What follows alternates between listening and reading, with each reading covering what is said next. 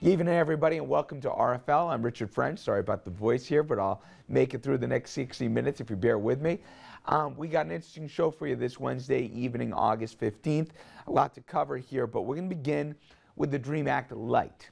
Beginning today, hundreds of thousands of young, undocumented immigrants can apply for temporary work permits, allowing them to stay in the U.S. for another 2 years without fear of deportation. It's all part of the President's Deferred Action Immigration Initiative. Now, Kim Lengel, a reporter on the scene, she's in first position tonight with the very latest. Thousands have lined up in Los Angeles, waited hours in cities like Houston and Newark, and camped out in Chicago just for this moment. It's amazing. It feels like a dream. Undocumented immigrants like 20-year-old Melissa Garcia Velez are hoping this new application will bring them one step closer to becoming an official U.S. citizen. She says she's had a lot of false hope in the past, but today she says she feels more American. We were still somewhat skeptical, but now that the application is out, I think it provide us some more of an assurance that this will be a positive thing. We hope that it does not end in deportations. Melissa is currently attending college to be a social worker, and she says she saved up the $465 application fee by waitressing nights and weekends. She seems to be a prime candidate for the federal rules. To qualify, undocumented immigrants must have arrived in the U.S. before their 16th birthday, be between the ages of 15 and 31, have lived here for 5 years, and be either in school or have graduated. They must have not been convicted of a serious crime. This is my country, this is my home, and this is where I've grown. About 800,000 young people nationwide may be eligible for deferred action. In New York State, the number could range from 40 to 80,000 under the age of 30. New York Secretary of State Cesar Perales says this is an advantage the undocumented youth need and an advantage that New York State needs. I feel so much for these young people. They are going to provide New York with a shot in the arm. This is a small step to getting us to the longer goal of immigration reform. Unlike the DREAM Act, which failed in the Senate in 2010, deferred action does not offer a path to citizenship. It does allow undocumented immigrants who arrive in the U.S. as children a 2-year reprieve from deportation and a chance to work legally. Reporting from New York City, I'm Kim Lengel. All right, Kim, thank you. And I want to bring in our panel on this and you at home as well. We got Ed Till, radio talk show host. We also got Dominic Carter here as we ping pong around the room here, political journalist and author, and Tom Doherty, a political strategist and former advisor, there he is, to Republican Governor George Pataki. And as I said, I want to hear from you at home as well. Here's our toll-free number, and the phone lines are open right now. There we go. 38766-2428. Toll-free lines open right now. Here's basically our question. This DREAM Act, and it's not really the full DREAM Act, as we said at the time, it's kind of like the light version, but is this good or bad for America? Are we rewarding here people who are here illegally, or are we taking, well, some would say a practical approach here and not punishing kids who came here really of their own volition? All right. Ed, I'll start with you. You heard the plan. The numbers vary from as high as 800,000, some say to about 1.5 million.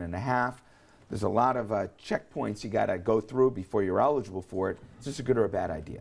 You know, anything that happens like this that's kind of a feel-good proclamation, executive order by the president, I think can always go over well on kitchen tables and with individual families, but it's horribly, I think, misleading for the country.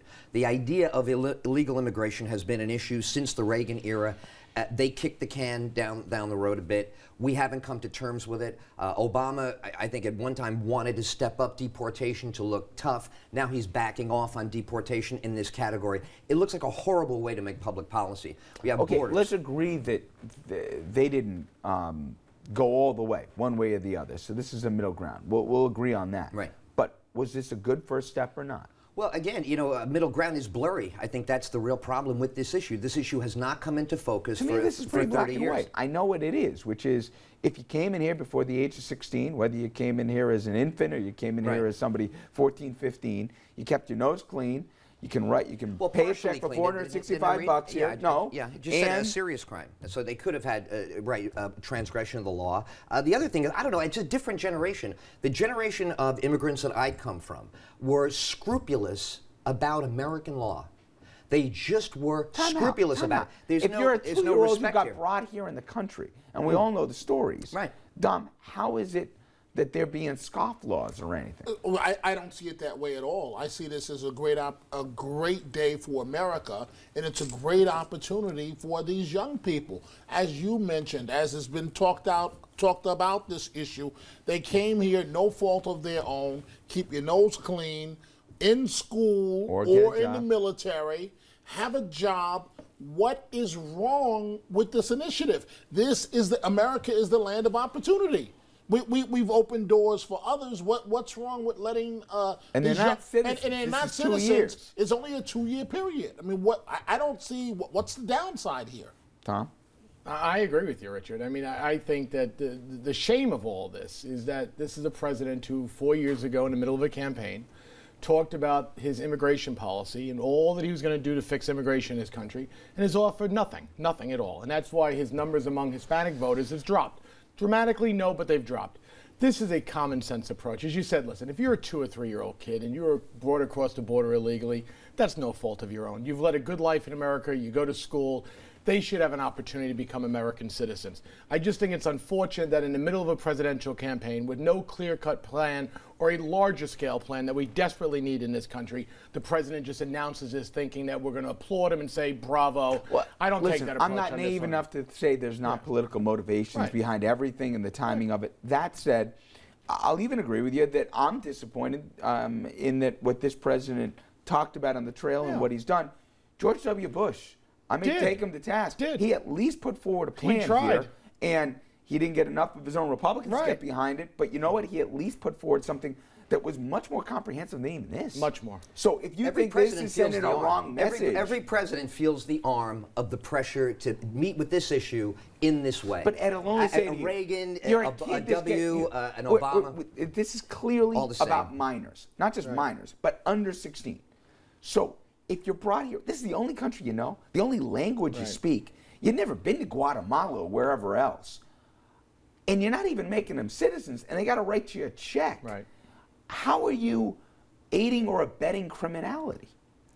I mean, I don't know. You're either going to have immigration law, you know. We haven't been able to enforce immigration law in the country for 30 years. This is more of the same, what does everybody feel like we should do? Instead of have a clear policy that doesn't open up a gate. But even your gut says it's right or it's wrong. And it's right, because you know, on that top doesn't of sound too oversimplified. Look, it's a good for the kid at the kitchen table. Who doesn't weep for somebody who's been struggling? But you can't run a country on the immigration issue for 30 years, and every time the issue comes up, it's a different proclamation, and it's executive order. All right.